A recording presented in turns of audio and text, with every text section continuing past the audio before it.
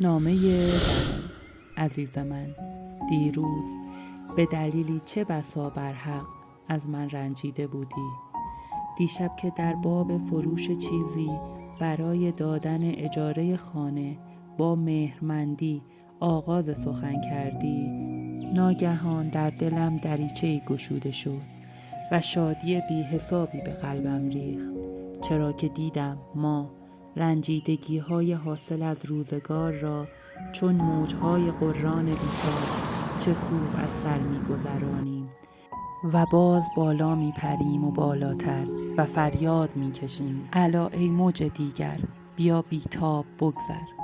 راستش من گاهی فکر می‌کنم این کاری عظیم و بسیار عظیم بوده است که ما در طول 20 سال زندگی مشترک سرشار از دشواری و ناهمواری هرگز به هیچ صورت و بهانه، آشکار و پنهان، هیچ گونه قهری نداشته ایم.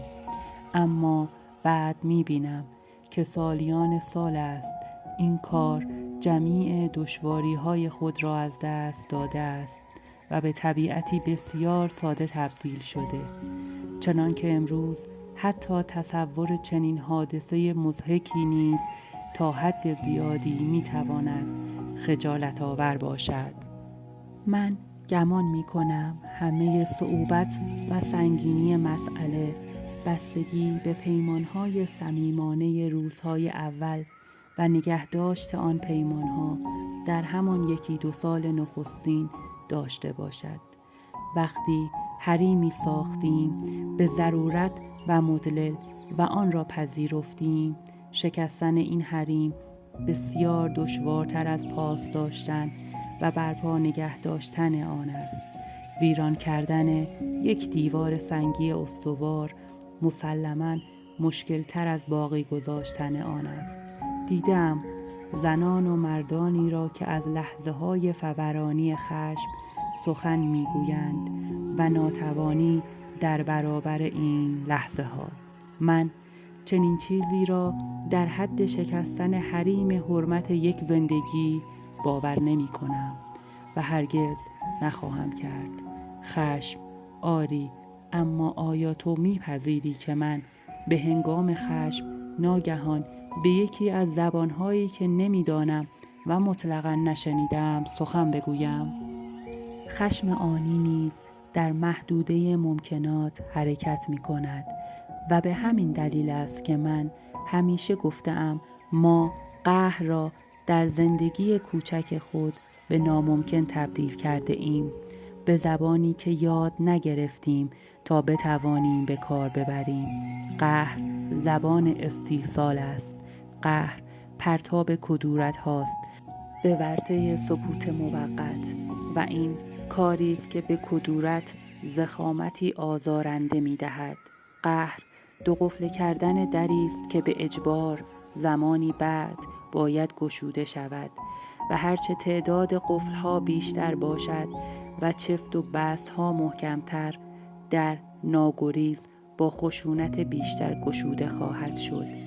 و راستی که چه خاصیت؟ من و تو شاید از همان آغاز دانستیم که سخن گفتن مداوم و حتی دردمندانه در باب یک مشکل کاری است به مراتب انسانی تر از سکوت کردن درباره آن.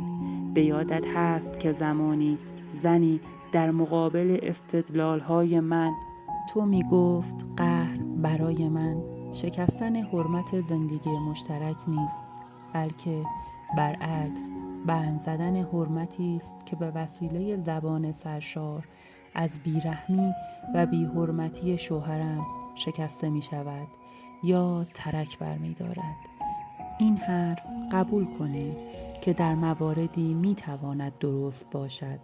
زبان بسیار پیش می آید که به یک زندگی خوب خیانت کند و بیشمار هم کرده است.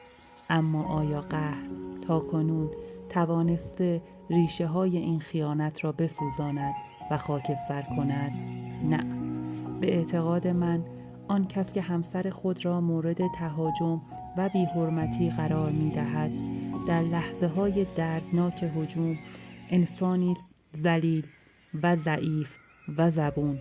در این حال آنچه مجاز نیست سکوت است و گذشتن، و آنچه حق است آرام آرام به پای میز گفتگوی عاقلانه و عاطفی کشاندن مهاجم است و شرمنده کردن او و نجات دادنش از چنگ بیماری عمیق و کهنه بدزبانی که مرده ریگ محیط کودکی و نوجوانی اوست.